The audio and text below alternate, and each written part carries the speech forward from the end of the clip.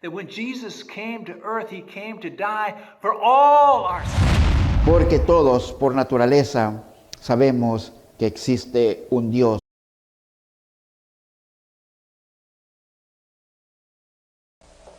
Not only does he talk about members of a congregation, brothers and sisters, but Jesus goes on to talk about family members, and also is responsible for your own family. He tells us in verse 27, "You've heard it said, you shall not commit adultery. But I tell you, anyone who looks at a woman lustfully has already committed adultery with her in his heart." He says, look, you're trying to, look, I'm faithful. I'm faithful to my spouse. And yet at the same time, you're looking around, I wonder about this person, I wonder about this person. You're looking at someone lustfully. And so he particularly, as Jesus is jumping on the men here, saying what they're doing with the women. He could have done it another way, but I think he wants us guys to take responsibility and say, wait a minute. Part of God's plan is to be committed to one woman for a lifetime. One woman for a lifetime, and yet I say I'm doing good because I'm faithful to my wife. But Jesus says you're not faithful if you look at another woman lustfully. And so he's again talking to us about our heart. You know, there's all kinds of family relations. There's the teens and their relationship to their parents. There's the parents and their relationship to their teens. There is a siblings relationship with each other. And Jesus is saying, what's happening in your heart is what matters. Not what the world sees, not what you can say, okay, look, I'm doing this. But what have you dealt with what's going on inside? Because it's an inside job. And so he says this, if your right eye causes you to stumble, gouge it out and throw it away. It's better for you to lose one body part of your body than for the whole body to be thrown in hell. Did you just hear that? Did you just hear what he said? He said, if your eye causes you to stumble, gouge it out and throw it away. Did I read that right? Let me read on. Maybe there's something different. Verse 30. And if your hand causes you to stumble, cut it off and throw it away. Is it better for you to lose one part of your body than for your whole body to be turned into hell? Man, first of all, he was talking about stopping in the middle of a worship service.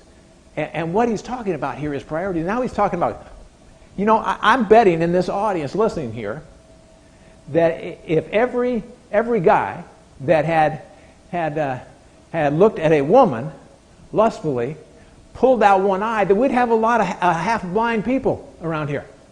And if you had to cut off your hand, there'd be a lot of people without hands. What is Jesus really saying? Well, I think he's saying that this is drastic. To be right with God. It makes all the difference between whether you're salt and light, whether you're a wise person or a foolish person, to be right with God, and that happens on the inside. And so I doubt that in his audience, because if they all had been listening to him, there would be a lot of guys just popping out their eyes right there in the middle of the audience. It's a very drastic picture. Cutting hands would be even worse. I don't know which one I would choose. I don't think I'd choose either one.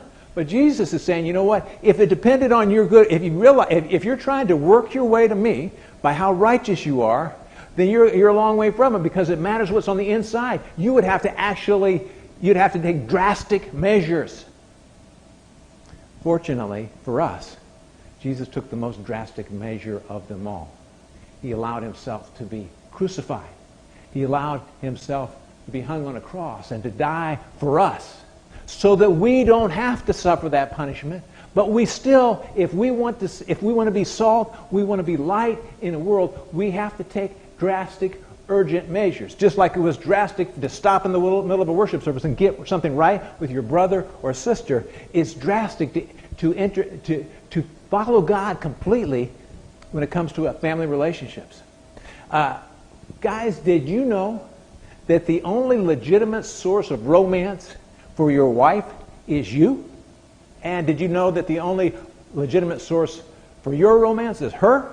That means that you have to be faithful. Jesus says, if you don't get things straight in your family, how are you going to be a light and a salt to the world? And to present us faultless before the presence of his glory with exceeding joy. Con un gozo grande.